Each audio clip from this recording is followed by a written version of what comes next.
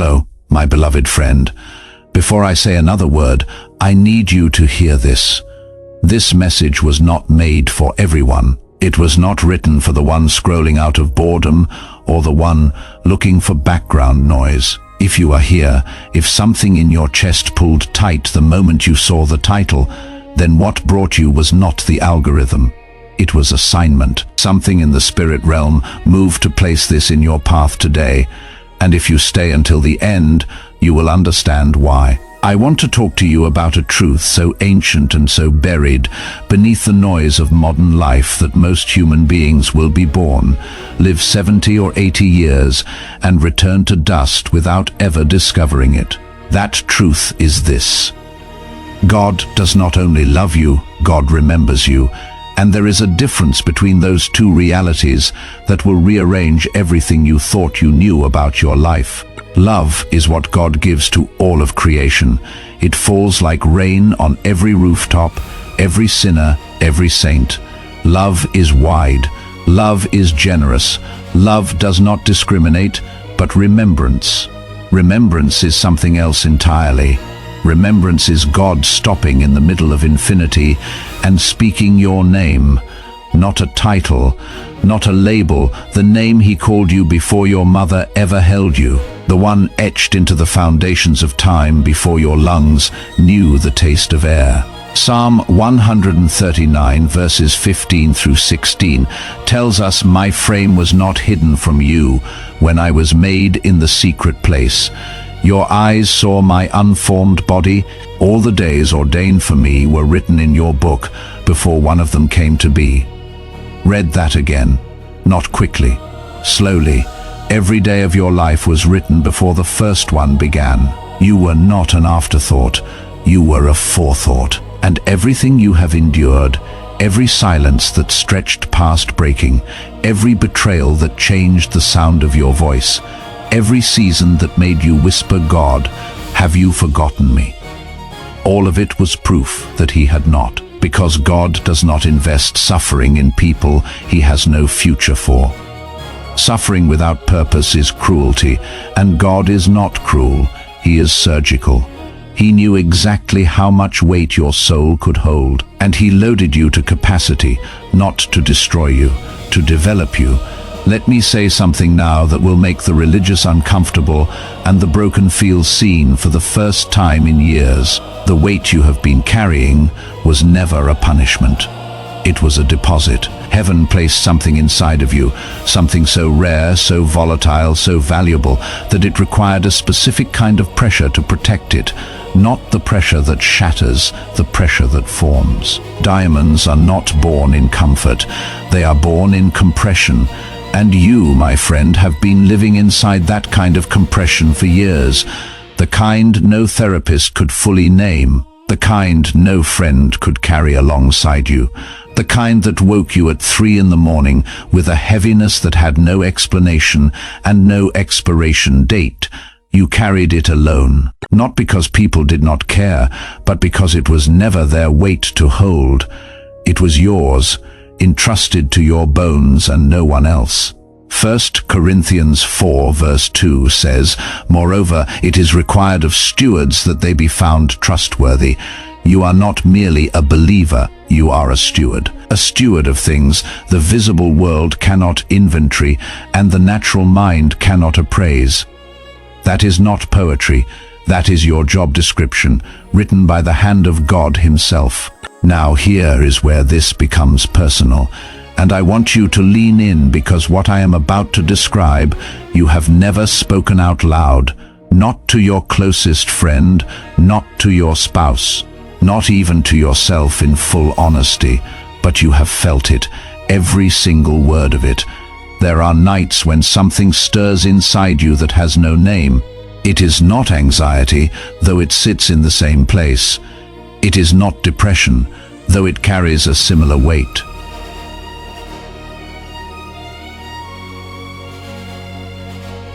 Something that feels inherited, like a grief passed down from a life you have not yet lived. You feel pulled toward a destination you cannot see on any map. You sense that your life carries a gravity that does not match your job title, your bank account, or your circumstances. People around you seem satisfied by things that leave you hollow. Conversations that energize others drain you dry. Goals that motivate your peers feel small in your hands.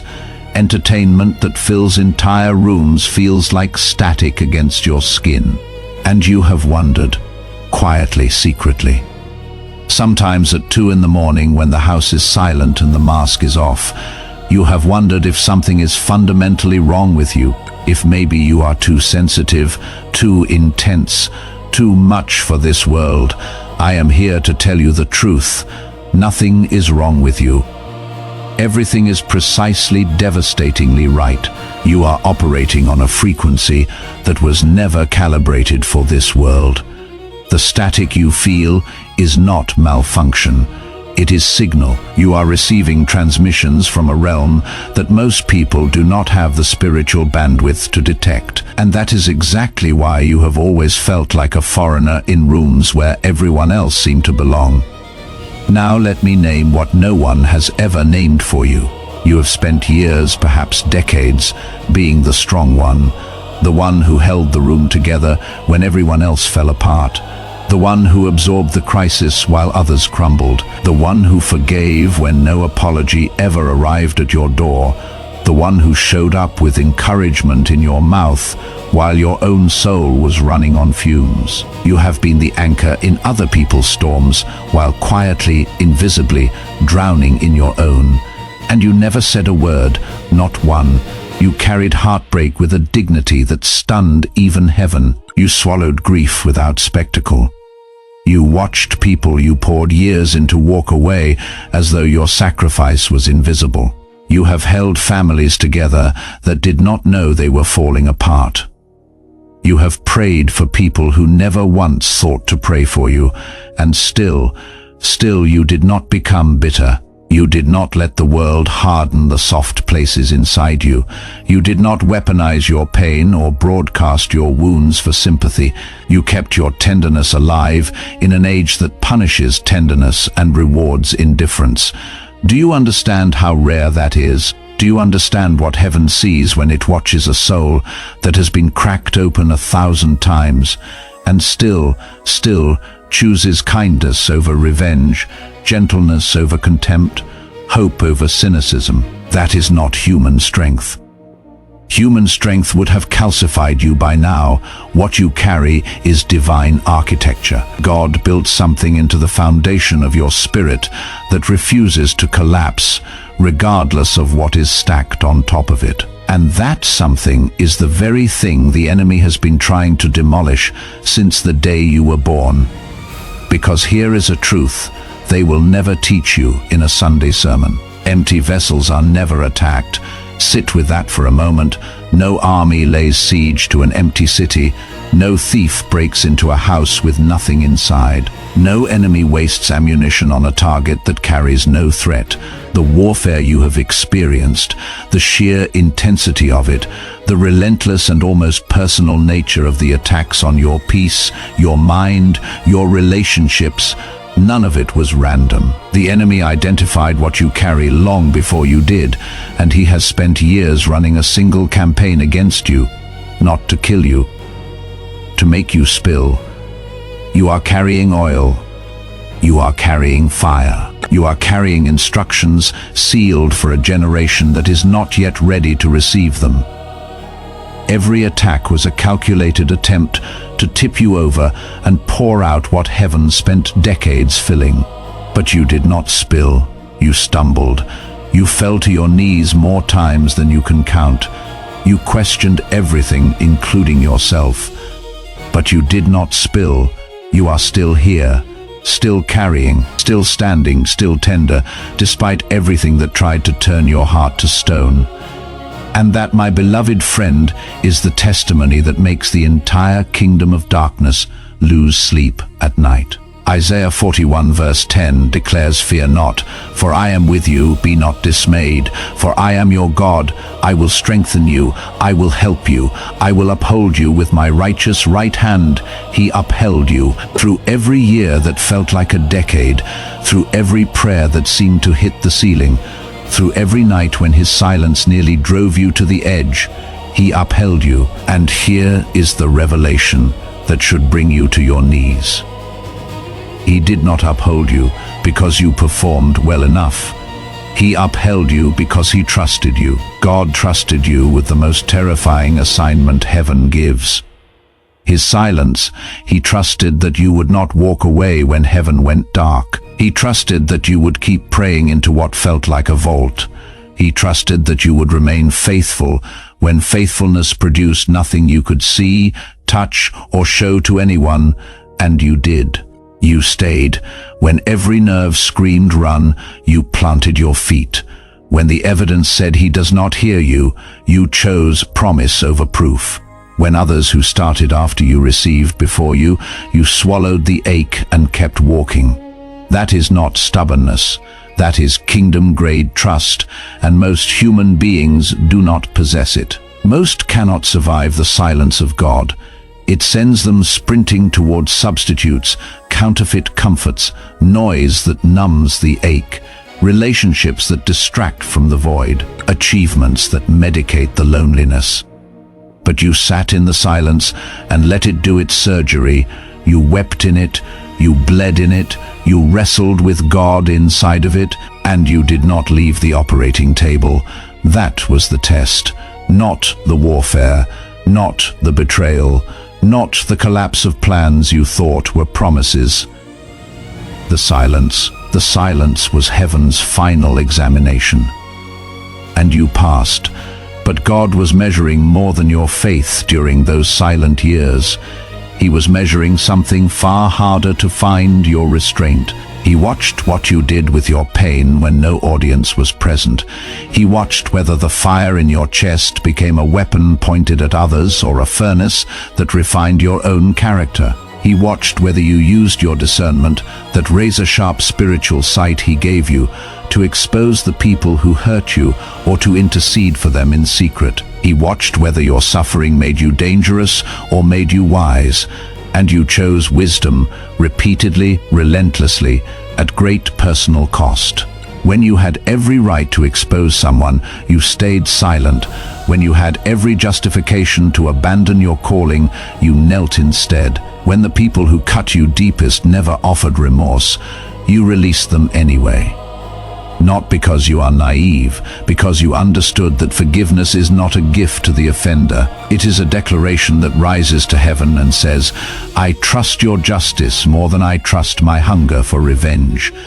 And heaven heard that declaration every single time you made it, every single time. 2 Corinthians 4, verses 8 through 9 says, "We are hard-pressed on every side, but not crushed, perplexed, but not in despair, persecuted, but not abandoned, struck down, but not destroyed." That is your biography, written thousands of years before your first heartbeat. The ones who would be pressed and refuse to fold, the ones who would be struck down and still rise. That is you. And those verses were never written for the masses. They were written for the remnant, and the remnant is never comfortable, but the remnant is always consequential. If this message is reaching into places inside you that no human being has ever touched, I need you to do something right now. Scroll down. Leave a comment. Write just 2 words. I stayed. You do not need to share your story. You do not need to justify your journey. Those 2 words carry the full weight of every unanswered prayer, every silent night, every tear you wiped with no one watching. And I believe with everything in me that when you type them, when your fingers move across that screen in agreement with the truth of your own endurance, something cracks open in the heavenlies, because public agreement with divine truth is one of the most explosive forces in the spiritual realm. Your testimony does not need to be eloquent, it just needs to be honest. Now, let me speak to the loneliness, because I know it has been the single heaviest stone in the bag you have been carrying up this mountain. You have felt misunderstood your entire life, not in the shallow way that fades by morning, in a way that has settled into your marrow. You have sat across tables from people who love you and still felt a chasm no conversation could bridge. You have been in committed relationships and still felt unseen, not unloved, unseen. And there is an ocean of difference between those two words. People loved the version of you they could comprehend, the dimmed version. But the real you, the one who feels atmospheric shifts before a word is spoken, the one whose dreams are too vivid and whose intuition cuts through walls, that version was never fully received. So you learn to edit yourself. You learn to fold your wingspan so that others would not feel the shadow. God is saying something to you right now, and I need you to hear it with every cell in your body. The season of folding is finished. You were never designed to be digestible. You were designed to be undeniable. And every person who walked away because your light was too bright was never your assignment. They were your preparation. Every rejection was a curriculum in discernment. Every exit was heaven clearing the runway for an arrival you cannot yet imagine. And what is arriving is not promotion. I need you to hear the precision of this. What is arriving is revelation. Promotion is when the world lifts you onto a platform. Revelation is when the veil is pulled back and what was always burning inside you becomes visible to the eyes that were built to see it. You are not being elevated from the outside. You are being unveiled from within. The glory was already there. It was simply buried under years of dust and silence and being chronically overlooked. John 15 verse 16 says, "You did not choose me, but I chose you and appointed you that you should go and bear fruit, fruit that will last." You were chosen by the same voice that separated light from darkness. His selection was not sentimental, it was surgical. He did not examine your credentials, he examined your capacity for pain without bitterness. He did not weigh your talent, he weighed your faithfulness under silence. And what he discovered was a soul that could carry fire without torching everything around it. A soul that could hold truth without weaponizing it. A soul that could be given authority and still choose to kneel. That combination is rarer than you will ever know. And it is the exact reason you are hearing these words right now. Let me describe what is already in motion. There are people alive on this earth right now who were shaped in their own wilderness to receive precisely what you carry. Relationships that will not require you to translate yourself into simpler terms. Rooms where your depth will not be a liability, but will be the missing authority the room has been waiting for. Assignments that will finally match the volcanic capacity you have felt churning inside you for years with no outlet and no permission. And you may have already sensed the first tremors. The people who once dismissed you are watching now from a distance they cannot explain. The ones who exited your life without a word are circling back, not because you pursued them, but because the atmosphere around you has shifted. What was hidden is coming to the surface. And those who once approached you with suspicion are arriving at the same quiet, unshakable conclusion. There is something about this person that defies every category I own. That is because you were never a category. Your presence does not simply occupy space. It transforms whatever it touches. Your stillness exposes chaos. Your honesty strips pretense. Your calm confronts the anxiety everyone else has learned to ignore. You are not a puzzle to be decoded. You are a mirror, and when people stand before you, they do not see you clearly. They see themselves, the parts they buried, the lies they accepted. Most are not ready for that reflection, so they call you intimidating. They call you too much. What they mean is that your authenticity issues an invitation they are too afraid to accept. Let them retreat. Your assignment was never to convince the reluctant. It was to outlast the temporary. and the ones heaven has been forging in a parallel fire, the ones who carry the same flame and will not flinch at yours. They are already in transit. Those are your people, and they are closer than tomorrow. Now, hear me carefully, because this is the threshold. Everything before this sentence was the furnace. Everything after it is the function. You are crossing a line right now that has nothing to do with external circumstance and everything to do with internal ignition. The shift is not approaching. The shift is here. You can feel it in the way these words are landing in your body. That tightness in your chest is not fear. It is activation. Something ancient is stirring awake inside you, and this time it will not be put back to sleep. Here is what heaven requires of you in this new season. Stop apologizing for who you are. Stop shrinking your voice to accommodate someone else's insecurity. Stop mistaking your sensitivity for a flaw when it has always been your most lethal intelligence. Stop waiting for validation from people who do not have the spiritual clearance to evaluate what you carry. The God who trusted you with decades of silence is now trusting you with sound. And that sound will not be quiet. Romans 5 verses 3 through 4 says suffering produces endurance, and endurance produces character, and character produces hope. You own the endurance, you earned the character, and now heaven is releasing the hope.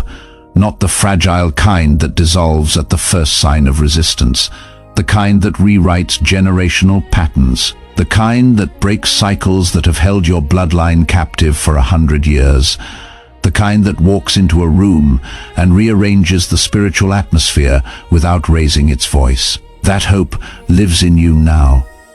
It has been quietly assembling itself inside your spirit for longer than you know, and it is ready to move. If you have made it this far into this message, you need to understand the significance of that. Most people did not stay. Most clicked away in the first minute because their spirit could not sustain the weight of what was being spoken. But you remained the same way you have always remained, and that is not coincidence. That is divine confirmation. You belong inside these words the way a key belongs inside its lock. I want to ask two things. First, subscribe to this channel, not as a favor to me, as an anchor for your own spirit. The days ahead will bring noise designed to make you forget what you learned tonight. You will need places where the truth of who you are is spoken back to you. This is one of those places. Second, send this to one person. You already know who. Their face appeared in your mind before I finished the sentence. The one everyone leans on but no one holds up. The same God who brought you here wants to reach them through you. Now, let me close, and I need you to receive what follows, not as a lesson, but as a seal pressed into the wax of your spirit. You have walked through a season that disguised itself as punishment, but was preparation. You carried a weight that masqueraded as abandonment, but was sacred assignment. You endured a silence that impersonated rejection, but was the most precise refinement heaven could offer. And now the season is turning, not because you finally earned it, not because you performed your way into it, but because you have always been enough. You simply had to walk far enough into the desert to shed every lie the world had stitched into your identity until the only voice left was the one that knew your name before the world began. Philippians 4 verse 7 declares, "And the peace of God, which surpasses all understanding, will guard your hearts and your minds in Christ Jesus." That peace is not approaching, it is present. It has been compounding inside you with every tear you refused to let curdle into bitterness, every prayer you exhaled when the ceiling felt like concrete, every night you chose faith when reason begged you to quit. You did not merely survive the fire, you metabolized it, and now that fire is no longer a threat, it is a tool, burning inside you as purpose, as discernment. As an authority so quiet, it does not need to announce itself. God did not only love you, he trusted you with a silence that would have unraveled most souls. He trusted you with pain that had no audience. He trusted you with decades of faith that produced no receipt. And you held every gram of it, without drama, without performance, without a single standing ovation from anyone on this side of eternity. But heaven kept the record. Psalm 56 verse 8 says, "You have kept count of my tossings, put my tears in your bottle. Are they not in your book?" Every tear was catalogued. Every sleepless night was time-stamped and filed. Every moment you chose mercy when destruction would have been justified. A line was written in an eternal ledger with your name in permanent ink beside it. You are not forgotten. You are not behind schedule. You are not disqualified. You are not too scarred, too tired, too old, or too late. You are standing on the exact coordinates heaven plotted for you before the foundation of this world was poured. And the fact that you are still here, still breathing, still aching with purpose, still reading these words at this very second, is not random. It is an appointment that was booked before time had a name. So stand, not in pride, in sacred recognition. The wait was tuition for what comes next. The silence was the classroom. The loneliness hollowed out a cathedral inside your chest, and that cathedral was never meant to stay empty. Something holy is filling it right now. You are the one heaven trusted with fire in a generation that was given candles. The time for hiding that flame is over. The time for apologizing for the heat is finished. Not to destroy, to illuminate what has been hidden in darkness for too long. Not to overwhelm, to transform every room, every relationship, every system you are sent into. Not to prove anything to anyone who doubted you, but to finally, fully, irreversibly become what you have been carrying inside you since before you could speak. The shift has already begun. That tremor moving through your spirit right now is not sentiment. It is ignition. Something ancient inside you is standing up, and it will not sit down again. Welcome to your becoming. Heaven has been holding its breath for this exact moment, and so quietly, faithfully, relentlessly have you. Before you go, one breath, place your hand on your chest and speak these words, silently or aloud. I am trusted. I am remembered. I am not behind. I am becoming. If those words moved something inside you that you cannot name, press the like button, not for me, for yourself. One small, deliberate act of agreement that says, yes, I receive this. I believe this. I will walk in this starting now, not tomorrow. Now, and if you have not yet subscribed, this is the moment. This is not the last message heaven has stored for you in this place. Something else is already being prepared, and you are going to want to be rooted here when it arrives. You are rare, you are entrusted. You are not what the world labeled you. You are not what the silence made you fear you had become. You are what God always knew you would be. And that, my beloved friend, is more than enough. It always has been.